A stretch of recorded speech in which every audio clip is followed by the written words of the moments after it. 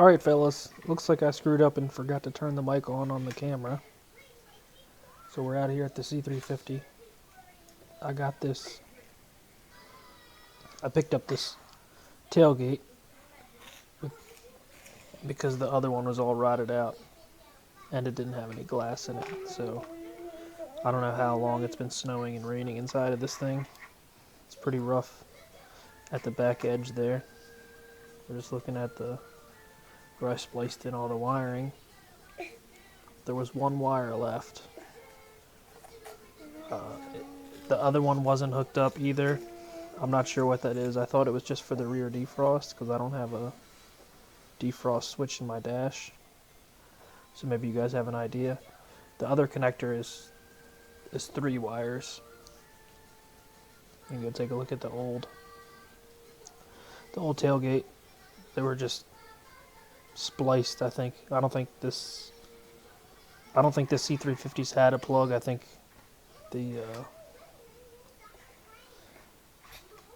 Centurion, I think they just, used butt connectors to put them together, but I could be wrong. That's how it looked, and it was that right there where it was cut was where it was cut before.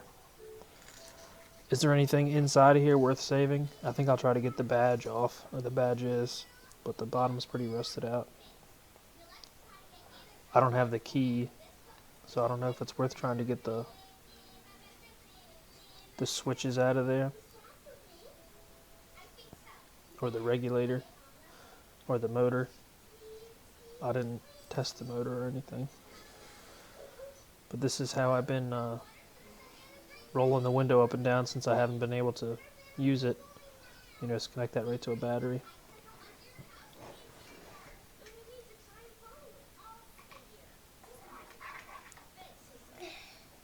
So yeah, you can see that. I just plugged that right into the harness for the motor so I could roll the window up and down so I can open it and close it.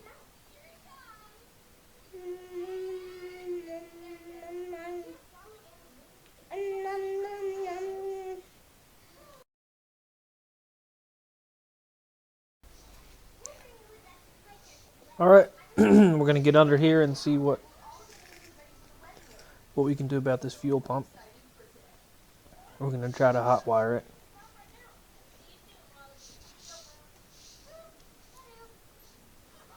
I checked the relay.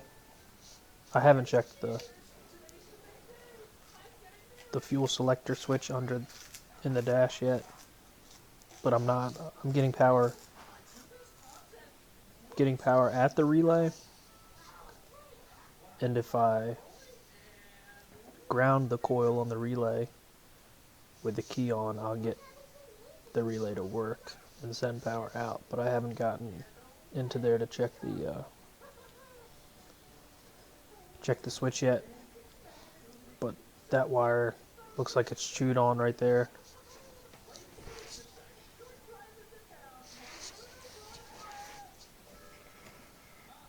So we're just gonna snip off the ends there. That's the truck side of the fuel pump harness. It was already chewed on, so that's why I went ahead and cut it.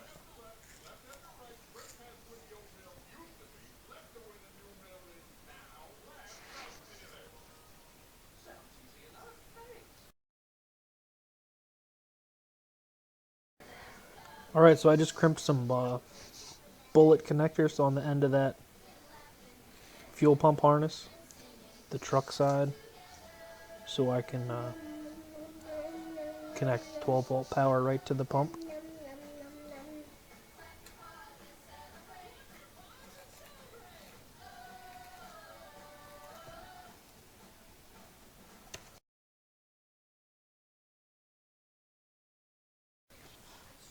Alright, here's what I did with the butt connectors. I got them crimped right onto the end of that harness so I could plug it into the pump that's there.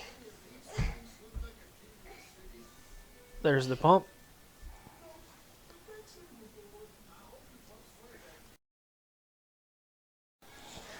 Alright, so I figured out that the pump in the frame rail doesn't work.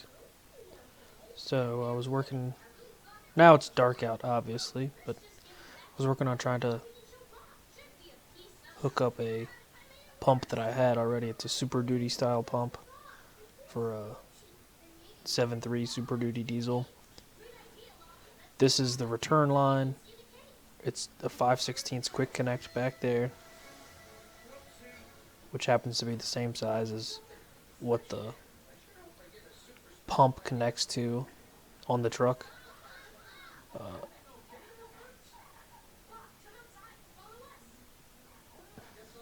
Here's my pump. Got it hooked up to the boat tank right there. And then just some black braided, I think that's 5/16 hose. But I just put the 5/16 quick connect from the top of the fuel sending unit. I cut it off, hose clamped it onto that hose, and then you push that quick connect in where the factory pump goes.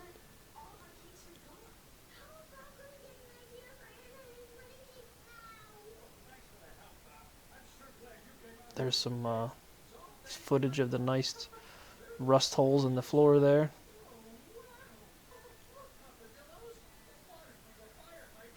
If this wasn't a Centurion, I don't think I would have touched it. It wouldn't be worth trying to fix. So it looks like it's on 10 psi right there. That's a fuel pressure gauge. I turned the pump on just for a second to see if everything was going to work.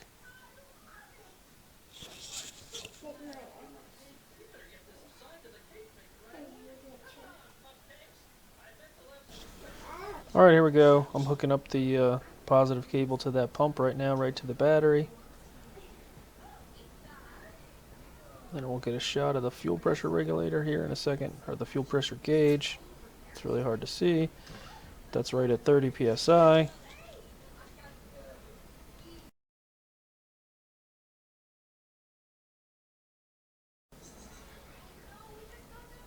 Alright, we went around the back here. I'm going to take a look at what this fuel looks like here in a second. Whoopsie doodle, spilt a little bit.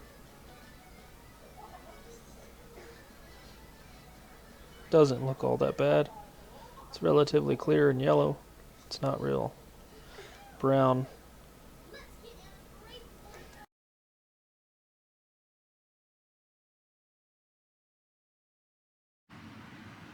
I'm back. I have my boat tank that I just poured all the fuel that was coming out of the return when I ran it earlier back in there. There's a fuel pressure gauge.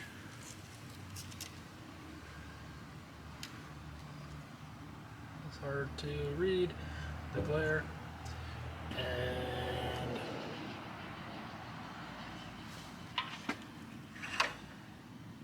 here's the fuel pump.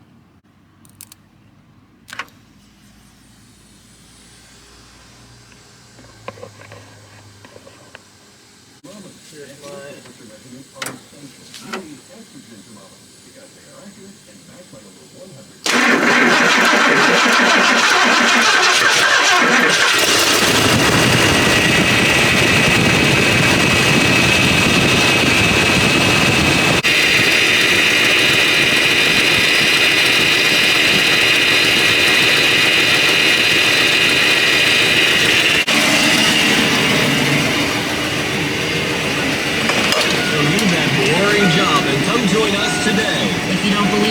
listen to this. I'm Audrey with Rocky 98.5. Working during the pandemic has been challenging, but here at Rocky, I've had a record-setting year. My career here offers me a work-life balance, and I don't really know how many miles are on this thing.